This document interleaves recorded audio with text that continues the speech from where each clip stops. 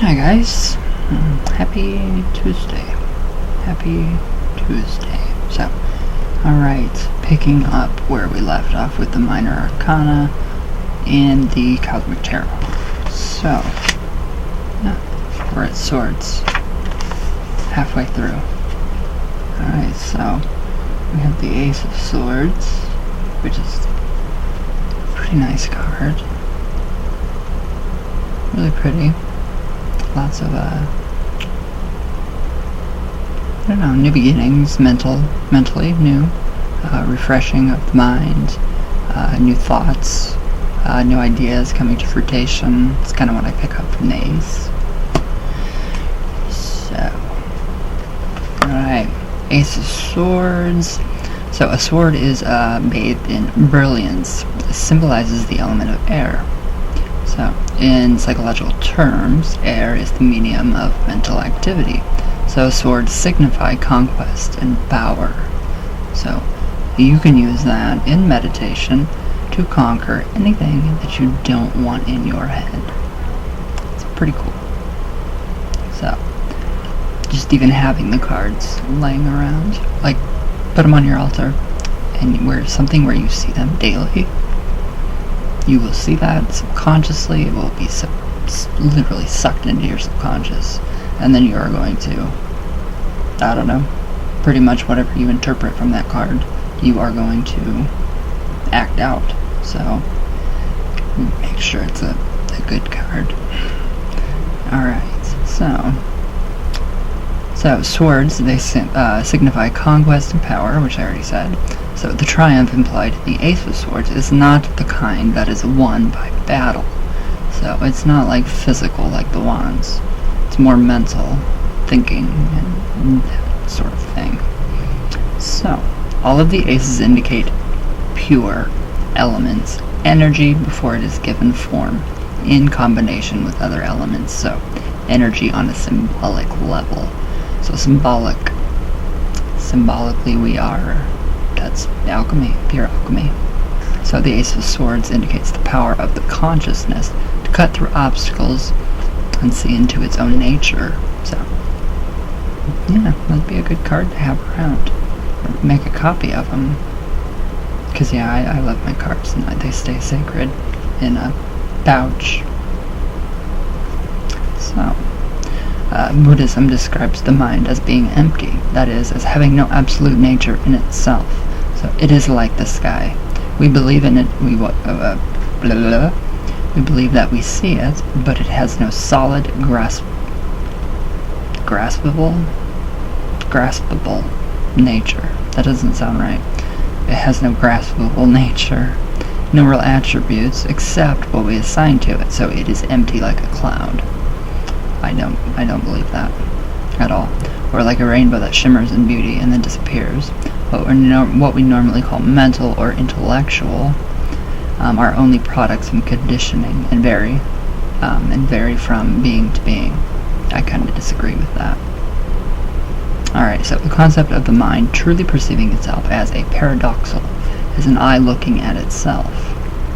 So, in fact, there is no mind to see or be seen, so our self, which is our ego, is only a bunch of qualities assembled for a short time, a lifetime. This sort of wisdom allows us to cut through attachment to a limited ego and find the luminosity, clarity, and emptiness of the natural mind. It kind of makes sense. I don't believe the mind is completely empty. So, in a relative or psychological sense, the sword indicates mental concerns such as reason, study, contemplation, intellect, and ideas. Not a bad card at all. So I actually still have those two cards down here by Baphomet's altar. So pretty cool. I mean, it's helped. That would be a great card to add to the other two cards. So, all right, now generalized meanings of the Ace of Wands, swords, not wands. Power, triumph, conquest, mental power, great determination, an issue with many sides, passion, fertility, championship, depical, whatever, tyranny, disaster, self-destruction, violent temper, ambiguity, and repression. So, turn those, negatives into positives with the Ace of Swords. Now we have the Two of Swords, and I find it quite comforting. I find this one quite comforting to look at. She has some kind of animal with her right there. It looks like a cat, something like that. Which is pretty nice. She's on a nice riverbank, very different from the Two of Swords in the Rider-Waite Tarot deck. So, the Two of Swords. A woman sits on a broken pier. A cat is beside her. It is a cat. So, the moon above. Two swords are stuck in the ground. So, the water and moonlight indicate emotions. The water plants indicate waters that are rather swampy. The girl enjoys the lotus and taps the water with one foot, careful not to stir its muddy depth, so she can visit her emotions, but the sword of reason are nearby. She will not let herself be pulled into the swamp. So that's a very good card. A very good card. She's not going to let herself be pulled in by her own mental crap, basically. So a truce has been made between emotions and intellect. An atmosphere of tranquility bathes the image, and yet this peace may suddenly be broken. The cat peers warily from its mistress's side. The swords are close at hand. So, the Two of Swords indicates a passionate and temperamental person who has been able to moderate his or her behavior through discipline and willpower. So, a stormy period in life may be passing. One may be called on to moderate a dispute or bring together antagonists. Very good. I love this card. It does have a very, very calming and soothing effect. So, generalized meanings for this card. Balance through understanding, peace, calm, familiarity, harmony, concord, offsetting factors, stalemate, ambiguity, vagueness, contradictory thoughts, duplicity, and lies. So, you can cut through that with the Ace. How awesome.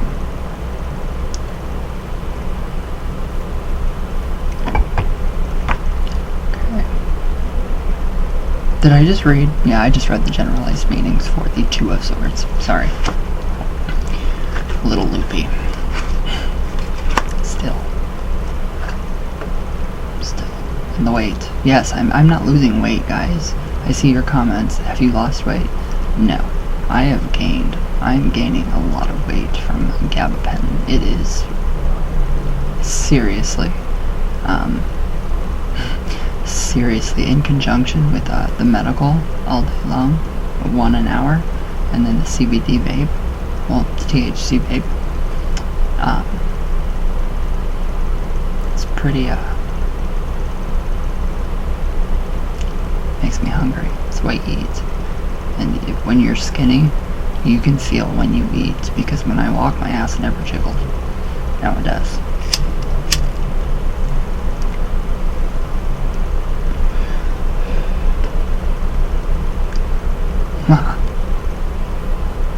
It looks like a cigarette, doesn't it? I love it. Alright. The Three of Swords.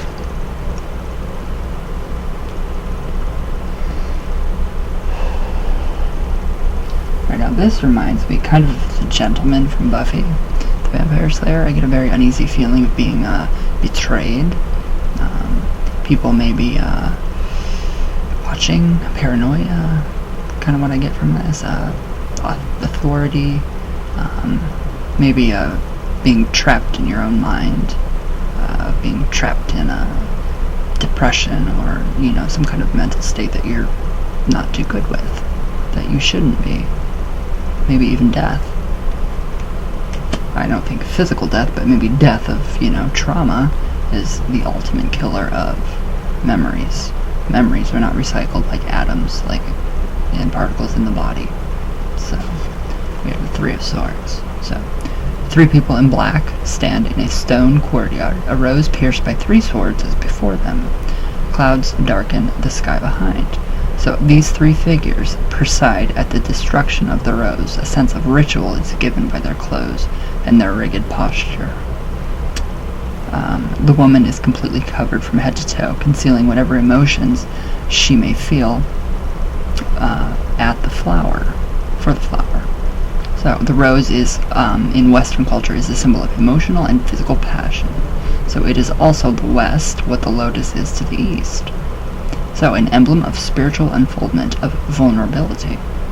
So when one opens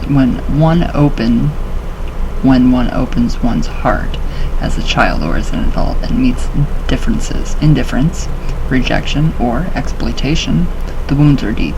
The pain can be so intense that rather than attempting to heal, one decides to cut away what is perceived as the source of pain, the heart itself. Trauma. So it relates to trauma, a lot of trauma. So, the figures on the Three of Swords are victims as much as the rose. So contempt for the emotions, narrow-mindedness, and alienation from their fellows are the 3 swords they will use. That didn't make sense to me. To amputate their own hearts. Okay, so we're lifting our own hearts with what, has impaled the rose. So love will be seen as sentimental, treacle. A religion as superstitious and nonsense. An expression of the emotions as weakness. They will convince themselves that everyone is selfishly pursuing personal ends. And so the best they can do is win the competition. They may join a church or a political movement with the aim to stifle joy and freedom. So wherever these qualities may lurk. So, yeah. I get the card. So the just generalized meanings of the Three of Swords. Lack of mercy, separation, alienation, grief, error, absence, sorrow, locked up emotions, religious bigotry, self-righteousness, removal. What the fuck is that word? Dispersion. Conscious insight. Decisive realization.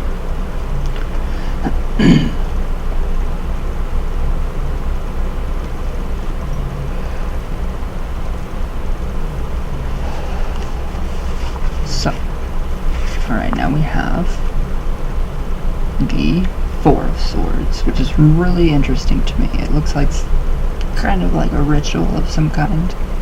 A Middle Eastern type of ritual going on, something happening, something very fun.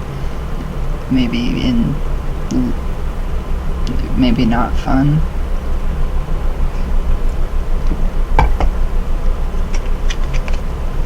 Alright. Making plans. So yeah, we have the tapestry on the ground, we have all the people in the desert, we have the camel, and we see the oceans behind them. Oh no, those are mountains. Mountains and tons of rocks, and it looks like there is a rock circle around the tapestry on the ground with the swords on it. So, the 4. Alright, very short one.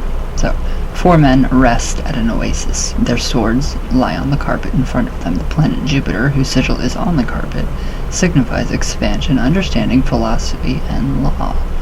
When Jupiter goes into retrograde, that is my best time. That is my best time. I love Jupiter in retrograde. It's amazing. So the 4 of Swords does not show the kind of inner truce shown on the 2 of Swords. So the interval of peace here has been reached through negotiation and the agreement to follow rules. Alright, so there is a kind of like a happiness going on in that card. So the 4 men reflect the ideal of human community in which personal aims and conflicts are subjected to the good of society. So if the men are usually adversaries, the influence of Jupiter gives them a way to lay down their swords without losing face. The Four of Swords can also mean a rest or recovery from illness. Respite at an oasis of calm after a harrowing journey through the desert. So that could relate to a lot of things, quite a bit. So just generalized meanings. Truce, alliance, peace talks, calm after a conflict, interval, retreat, agreement, concentration, mental work, mental changes, respite, rest after illness, repose, replenishment, solitude, and exile. So you can get a lot of healing through the Four of Swords.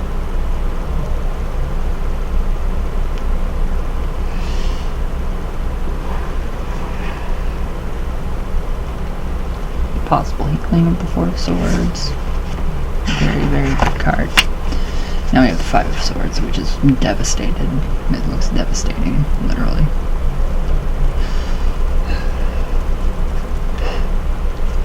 So, yeah. It just looks like this guy has just given up. Looks like he has just given up and he is just waiting. Wait, is it the 5? Yes. 5 of Swords. He looks like he has just given up. He's waiting to just peace out, kinda. Nothing to look forward to. Maybe he's pinned down by certain, mental problems, physical problems. More mental, since we are, dealing with swords. Alright, so a man lies on the ground, hemmed in by 5 swords that pierce roses. So around him is a wasteland. In the distance is the ocean. I don't see the ocean. A pentagram encompasses his body, so the 5 points and their connecting lines symbolize the 5 senses. So the sword pinning the roses indicate that mental processes have been used to enslave the passions and spirit. Perhaps at one time the man thought this would give him power. Now his energy and will are sapped. Although the man is not actually pinned down by the swords, he is passive within their influence. So the land around him actually shows only the skeleton of its former fruitlessness. So the 5 of Swords indicates a quest for domination that has ended in defeat. Humiliating as it might be, the only thing to do is accept the situation. Time will bring a more useful perspective. So that's a very good card. Not to rush mental, healing, physical healing as well. Lots of stuff. It could just literally anything. So generalized meanings of the 5 of Swords: disgrace, weakness, blame, late insight, acceptance of the unavoidable, clear perspective, new knowledge, degrade, whatever that word is, I don't know. Adversity may arise, infamy, dishonor, and uncertain outlook. So, kind of a sketchy, iffy card. Alright, so the 6 of Swords looks a lot better. We have Thoth's Caduceus on one. Is that a wand? No, that's a staff. And then it looks like the pyramid too. And his head is obviously in the light, so he is enlightened to an extent from the 5. So, and he is actually doing some kind of dancer's pose. Alright. 6 of Swords. A dancer poses on one foot. Behind him is a caduceus, near which is a pyramid. The highest discipline shows in the lines of the dancer's body. So the sword pointing upward, his foot admonish, whatever, I don't know, him to maintain perfect form. So he's balancing big time. Okay, so different spiritual leaders, for example, Rudolf Steiner and G.I. Gurdjieff, created body movements and postures intended to evoke specific states of mental awareness, which is cool. So martial arts such as Tai Chi and Tai No Do use the body to enhance mental acuity and the mind to enhance physical prowess and grace. So Hatha Yoga is a series of exercises that yoke together body and mind. So the positions of ballet are intended to create an aesthetic effect on the beholder. These arts are not creative. The forms are dictated by tradition and passed on by living teacher, master, or guru. Their fruit are reaped only through dedication and regular practice. So that could go for, any kind of, tradition that you are in, like religious, maybe. You're part of a coven, something like that. So the Six of Swords indicates that the rewards of discipline and hard work are beginning to manifest. So the breakthrough may be in the healing arts, as indicated by the caduceus in the background, or in any field that emphasizes the connection of body and mind. A transition may be coming. That's a good thing. During the change, help will come from a person who is self-disciplined, whose self-discipline gives him or her rather a cold demeanor. So a pretty good card. So generalized meanings: science, deserves success, balance, intelligent behavior, explanation, change in the way of thinking, new mental orientation, conscious association, a trip or a journey. Love these cards. They are amazing. So, alright, the Seven of Swords. Okay, that looks so peaceful. I mean, just wonderfully peaceful is how she looks. I love this card. I feel so much just warmth from it. Warmth radiates from it. So she's kind of looking like she's walking away, turning her back on things that no longer serve her. So, kind of looks like she's figured out where she's going and she's headed there. So the Seven of Swords. So a woman walks into a hazy landscape. Swords are sunk in the ground around her. She is most likely covered by a large cloak. Uncertainty pervades the card, from the cloud-swept moon to the cloaked figure. The woman walks barefoot in a field of blades, and yet has an aura of carelessness. So, situations can reach a point where the only logical action seems to be to walk away from them.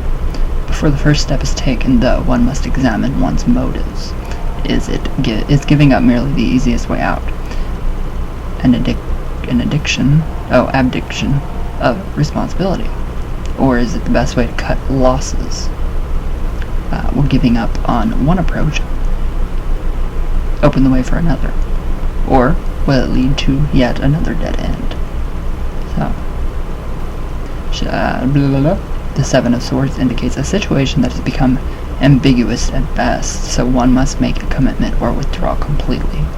Vagueness or inconsistency from self and others can be a source of frustration. An experienced person may be able to provide some direction. So, a good card, a really good card actually, if you see through the darkness. So, generalized meanings. Uselessness, vain effort, inconstant behavior, tolerance, unclear intentions, advice, new plans, wishes, and consciously defining a goal. I would focus more on the positive side of those cards, definitely. Alright, now we have the 8. And these people just look totally, just a wreck. Massive train wreck. So, these people just, they look lost. They're on thin ice, obviously. And they're surrounded by the swords. 8. I feel like I'm leaning. So yeah, the 8. So, another short one. Alright. A man and a woman stand in a pen of swords. A gray wall rises behind them. The ground is uncertain as melting ice. So the grievances indicated by the 8 of Swords are entrenched. Neither the man nor the woman will make the first move toward resolution. They're no longer certain who is right and who is wrong, but pride or fear of losing control keeps them locked in the roles of adversaries. So the 8 of Swords indicates a conflict, internal or external, that both sides will lose unless some compromise or agreement is reached. So, recriminations have decayed self-confidence and sympathy. The saving grace is that both sides are beginning to realize how much the situation has deteriorated. So, neither can extricate himself or herself alone. It's all for one and one for all. Most likely, whoever takes the risk of making the first move will be met more than halfway. So, pretty good card. Pretty good card. A little iffy. So, generalized meanings for the Eight of Swords. Disturbance.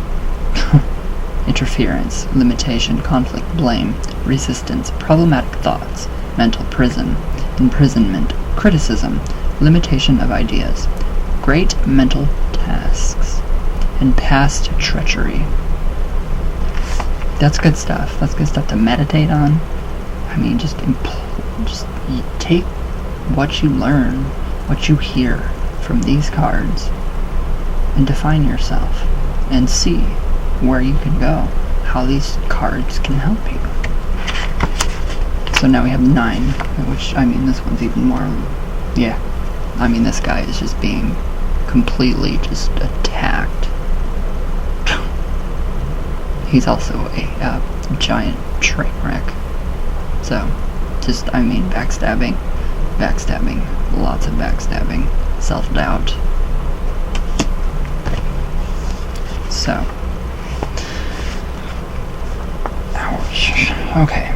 Alright, 9 of Swords. Blech. War ravages a landscape. Swords fly through the air, striking an unarmed man. And other swords hit the serpent of life. I don't like that. The 9 of Swords shows a man who is, or at least perceives himself to be, a victim of malice beyond his control. So, well, yeah, obviously. Whether his personal enemy or his country's enemy considers the attack to be just, it is he who must pay with his life. Kind of scary. Everyone, from the most macho man to the most protective parent, must face the fact that there are forces stronger than themselves. War, rape, epidemics, natural and ecological disasters, murder. These terrifying events sweep across gender, class, color, religion, and nationality. Hate. Hate has no boundaries. So, the highest religious and secular leaders have felt the assassin's bullet. Palaces, temples, and hovels alike are flattened by bombs. Which is pretty sad. It's pretty sad. So, protection is not found in ignorance or passivity. One must demand universal suffrage, full education for adults and children, a clean environment, safe housing, and unbiased police protection, respect, and opportunities regardless of color, gender, nationality, and sexual orientation. A really good card. One cannot demand these rights for oneself only. History has made it clear that everyone must enjoy the same civil and human rights. And sadly, it looks like we are all going backwards. Another kind of war is waged within, so this begins in the mind, and psychological pain radiates through the body. So, guilt, anxiety, hatred of yourself, conflicts between personal needs and the needs of others, depression, and worry about things that are out of one's power to change can gnaw away at self-esteem. So, the 9 of Swords indicates an urgent need to assert control over negative forces, external and or internal. Possibly, one has been living in a cocoon, unaware of world events and unaware of one's own mental currents. Yeah, that's me. It's time to come out, to take action. I came out a long time ago. To come out, to take action, and become involved. Constructive efforts will help. Like this card. Very good card. So, meaning, generalized meaning. War, despair, sadness, failure, negative thoughts, fear, shame, anxiety over a loved one. Yeah. Acceptance of reality, self-realization, and brilliant ideas. Good card. I love that card. To an extent. Except for the whole, murder. Alright, this one is even more horrendous. horrific. Ten of Swords. Total misery. Total and complete misery is what I see here. Circus. Circus. That reminds me of the circus just a tiny bit. So, alright. So, the Ten of Swords. Alright. The Ten of Swords is the most frightening card of the Cosmic Tarot. It is an image of madness, a person besieged by the anguish of his own mind. So, the sun, far from being a healer, burns the sky into splinters. Insanity has been perceived in many ways in different societies. Sometimes madness is considered divine. I wouldn't say divine. Sometimes it is considered a curse. I would say it's a curse. When severe mental illness strikes close to home, it's hard to see it as anything but a huge, painful puzzle that overwhelms our best intentions and most cherished ambitions. Wow. That hits home. Only one thing seems really clear. The stable, functional mind is the most precious jewel that we can ever have. So, the urge to discredit those who are diagnosed as mentally ill, to dismiss them as nuts.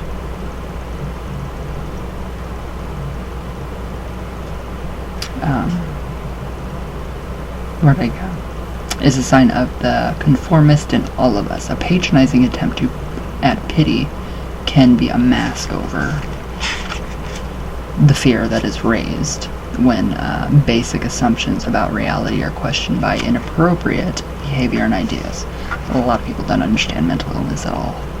So that goes for, probably about 80% of the entire world, I would think. So, the Ten of Swords warns of mental problems. The problem may be more or less intense. A sense of depression and anxiety could be a cloud in an otherwise a sunny sky. More seriously, ideas can take an overwhelming or grandiose proportions. Thoughts may be obsessive, confused, disconnected. A painful sense of distance from one's emotions might be experienced. And my stomach is like... Inescapable despair may lead to suicide, fantasies, or attempts. Don't ever do that, you guys. So whether the problem is serious or mild, pay attention to it. Talk to someone who is stable, mature, and supportive. Browbeating yourself or turning up the pressure is no solution. Be nurturing and gentle. If it is a friend or relative or even a stranger on the street who is suffering, don't ignore the problem. Don't be afraid. Meet this person with all the compassion of your heart. Not a lot of people do that. Nobody does that anymore. Very few. Very few people will actually, ask you. Everybody asks you, well, how are you today? But they really don't care how you are.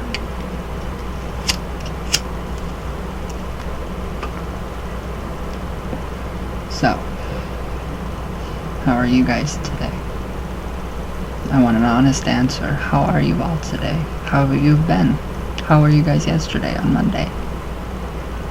I honestly want to know.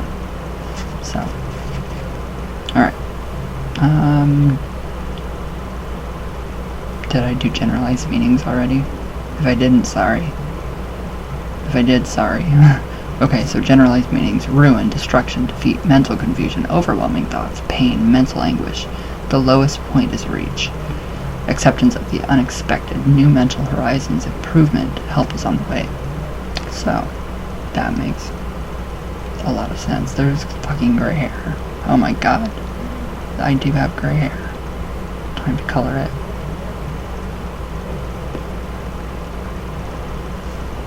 Time to color it. Alright.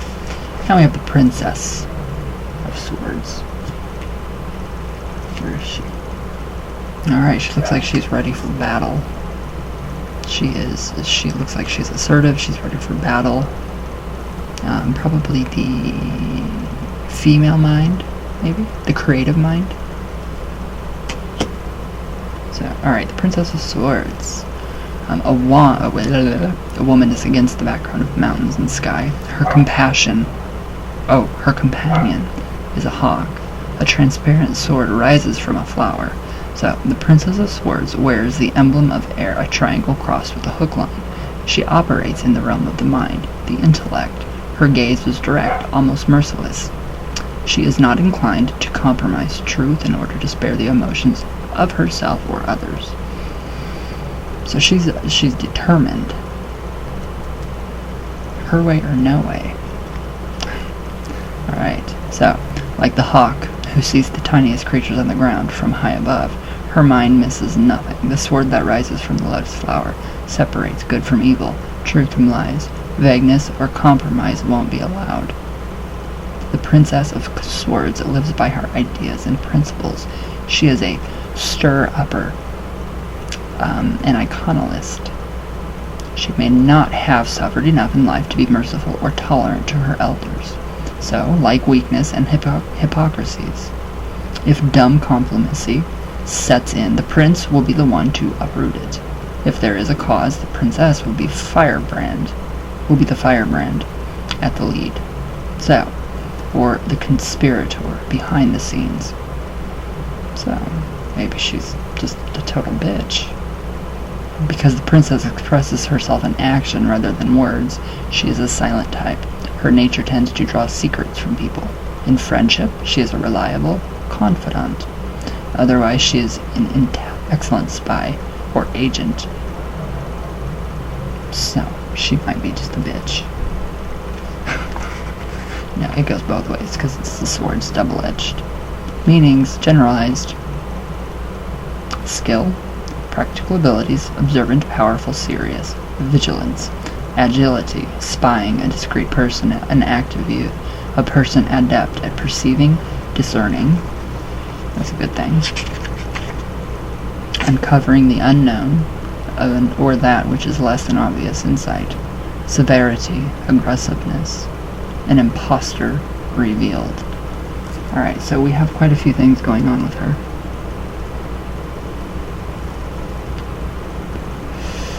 Alright, we have the Prince of Swords. He looks a little less stern, maybe. A little less stern. Possibly. So, Prince. Alright. A young man is in a lush landscape. A book. Ooh, I love that book. I didn't see that. That's cool. Alright. Where did I go? A book and a sword, together with a lily, are before him. On his lapel is the sigil for air. On his cravat is the sigil for the astrological sign Aquarius. A hawk is behind his right shoulder. So, the Princess of Swords was a woman of few words. The prince is of the book. His philosophy has been worked out and formulated in elaborate terms, always subject to refinement and revision. He has his and your utopia all planned out. He is a lot better than the queen, or the princess. The thick book, however, cannot contain all his ideas. He is ready to talk to whomever will listen, perhaps beyond the limits of most people's endurance. The expression of the prince is mild, but he is not an armchair philosopher. So he takes his shit serious. Alright. The sword is prominent. The prince's idealism can carry him into fantasism, and conversion by the sword may be seen to him the most expedient way to save the world. That was a weird head jerk. So, not all missionaries are bigoted, however. Oh boy, that just brought up the missionary guy that went to, I don't mean to laugh, but I mean, if you go and you try to convert a village, and you're pagan, or you're heathen pagan, yeah, wrong place to go. However, and the prince can be a true ambassador of goodwill. He genuinely enjoys sharing ideas and mingling with people of different cultures, and kinds. Don't go there, prince. Don't go there. The purpose of his travels will be to teach, rather than to convert. Okay. That's better. So, and then to learn and absorb new outlooks rather than to suppress others. That's what that person should have done. Sorry, he's barbecued now, I think. Did they barbecue and eat him? I hope not. He will be at home in multicultural institutes and religious gatherings.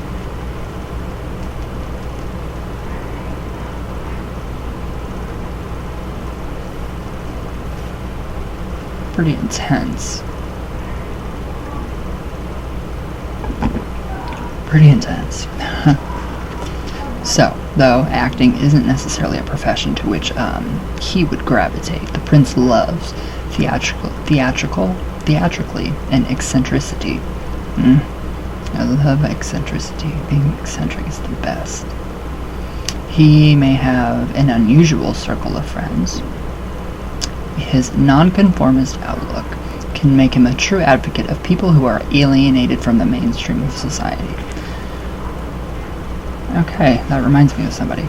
Open-mindedness and an innate wish to help others give him the potential to be a valuable mental health worker, if he can learn to be more of a listener and less of a talker. Unlike the Scorpion Prince of Cups, the Prince of Swords tends to love the world rather than to focus on individuals, so this makes him an ideal partner for free-spirited types who are normally suffocated in monogamous relationships. An excellent companion to cerebral people. He is stimulating intellectually, with the ability to make abstractions come alive. Ideas and more ideas flow from him. So, to accept realism and carefully laid plans, to miss a wonderful opportunity, to explore new regions of the mind and the imagination. Mind expansion. So, more down-to-earth people, the prince is carefully worked out and dazzlingly innovative philosophy may seem rather like a grab bag or half-baked eccentricities. If there is a new age type, it is the Aquarian Prince of Swords. I don't like new age meanings, so generalized. Bravery, agility, cleverness, swiftness, foresight. I just about said foreskin. Foresight, loyalty, courage, skill, capacity, the strength and the dash of a young man. Impetuous rush into the unknown without fear. Daring, belligerent, imprudence, impulsive mistakes, and bigotry. Whoops. Alright, now we have the Queen. Alright. We have the lovers in the background. She has a pretty stern look, so she means business. Alright. The Queen. A mature woman sits in a rich chamber, a sword in hand. A dove is in front of her. In the background is the couple from the lovers. On the corners of the woman's cape are the sigils for the astrological sign Gemini and the element of water. At the top of her throne is the sigil for Mercury, ruler of Gemini. It's also my planet. The eyes of the Queen are her most outstanding feature, discerning, intelligent, not piercing, but nevertheless intense. Alright, so Mercury was messenger to the Roman gods, and so Gemini and Virgo, also ruled by Mercury, there we go, oversees writers, publishing, and printing industry. Communications, the medium of electricity, is mercurial. Like electrical current, the Queen's mind, shut up. The Queen's mind moves quickly. What she says will be right to the point. Aphorisms are more to her taste than philosophies, so she may be an essayist or a columnist. Journalism that focuses on current issues is her forte. She delights in verbal sparring. Some may find her argumentative. The satisfaction of producing a witticism means more to the Queen of Swords than having an idea adopted. So, her interest in the water element indicates her realization that simple emotional gratification can go a lot further with people than the most profound inspiration. I like that. The volatile, quick-tongued demonstrates the Gemini temperance, augmented by an uncharacteristic fidelity. as does the loquacious madcap of Shakespeare's Romeo and Juliet. Makes sense? The lovers in the background reflects the queen's role as a messenger, a medium that makes relationships possible. Make it happen, queen. I'm ready. She may not be interested in maintaining a long-term relationship herself, but she does love matchmaking. She can be a delightful ally in a romantic intrigue. She may also be a busybody. So, the lovers can also be an image of happy days gone by. Sometimes the Queen of Swords signifies a person in mourning. The Queen of Swords could be someone whose responsibilities bar her or him from the Garden of Youth. Anyways. Where'd I go? Where the hell did I go? Someone who is temporarily separated from loved ones, or someone in exile. So, the symbol of Gemini is twins, a dualism underlined by the presence of the lovers. Jesus, I'm really getting far into this video, I mean. So, Gemini can run 2 operations simultaneously. The armed peacekeeper is one of the paradoxes of her realm. I love paradoxes. Gemini rules the hands and are given the connection with electricity. So the Queen of Swords loves gadgets, especially electronics and computers. Alright. Her mate, the Libran King of Swords and Sun, the Aquarian Prince of Swords, can have the software. The Queen will tinker with the hardware. Space travel and all agencies connected with it are ruled by Gemini. Okay, we are getting a lot of new stuff from where? Mars. Go explore Venus. Alright, now. Generalized meanings. Concentration, severity, grace, attentiveness, repertory, quick wits, intensely perceptive person, a subtle person, mourning, exile, privation, absence, cunning, cruelty, narrow-mindedness, and maliciousness. So, not too bad of a card. The King, King of Swords, kind of looks, I don't know, kind of iffy. Not sure what he's up to with those eyes. So, King. Alright. A man stands with a sword and falcon in a temperate landscape. So, the sigil of Libra, which is ruled by Venus, is on his shirt. The King of Swords, like the Prince of Swords, does not gaze directly toward the viewer. His eyes are lifted to the distance. His falcon, however, looks directly out, fully aware. The King of Swords rules through his intellect more than through his physical might, or emotional manipulation. He is keenly intelligent and can think quickly. Innate chivalry. Ouch, chivalry. Ouch, fuck. Where'd I go? I forget where I went. Where did I fucking go? Oh, dedication to his group and mental prowess makes him a good military commander, especially in a tactical capacity. Alright, he will He will competently organize a plan, whatever, and a group of people to execute it. Alright, his interests tend to shift quickly, and he is better at planning than following through. He can be diligent, dilettante, I don't know, whatever. His Venetian brother, the Taurian Prince of Pentacles, is the one. What the fuck? Oh, for the long-term effort. The King's fitting attention is a paradox to his elephantine memory. So, he may be avoiding making enemies, but he can hold grudges against his friends for a long, long time. The King's devotions to mental activity often obscures other areas of his life. Ignoring emotions or physical desire doesn't make them go away, and the King may find that his loftiest ideas are actually the means to emotional or physical gratification. Makes sense. He is perceptive enough, usually, to catch himself, The slight uncertainty in his expression reveals that he never ceases reviewing his own motives or the motives of others. So the king's intuition is keen and is always, and his analyses are apt, and he knows it. So if he happens to be wrong, his friends will find it very difficult to persuade him to see his error. A harmonious society, a harmonious relationship, is the chief desire of Libra. So the distant gaze of the king reflects a wish for happiness beyond personal fulfillment. Venus rules him. Love is the key to his great society.